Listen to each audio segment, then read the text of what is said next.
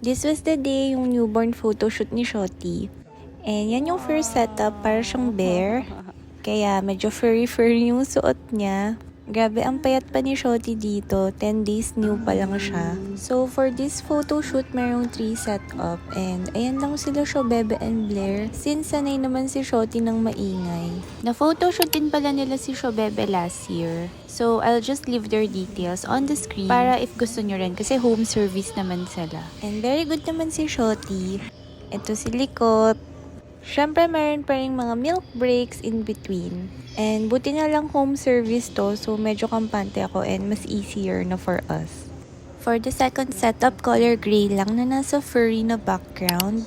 And super cute nga kasi nagpakita siya ng dimples dito. I would say though na mas marami silang options for girls kaysa sa for boys. Kaya medyo limited lang yung napili kong mga setup. But okay lang naman kasi I'm happy naman. The last setup is yung angel or parang cupid. So, yung costume niya is yung parang mga pang cupid, yung parang tela lang na white. So, nung time na to, hinanaanan namin yung aircon. Medyo lamigin kasi siya kasi medyo payat pa siya and wala pa siyang fats. Nakakatuwa yung setup kasi para talagang angel. And since running 3 hours na yung shoot, medyo nagigising na si Shotty by this time. Pero buti na lang may nakuha naman mga shots. After nag-shoot, nag-ramen lang kami kasi sobrang nagutom na talaga ako. Hi! Hi! Cookies! Cookies! Wow!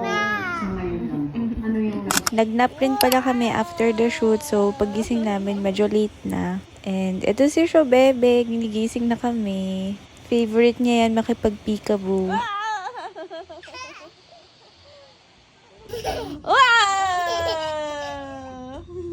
Hindi ko na na-videohan yung rest of our evening, pero ayan, it's bedtime na. So, ayun lang. Bye!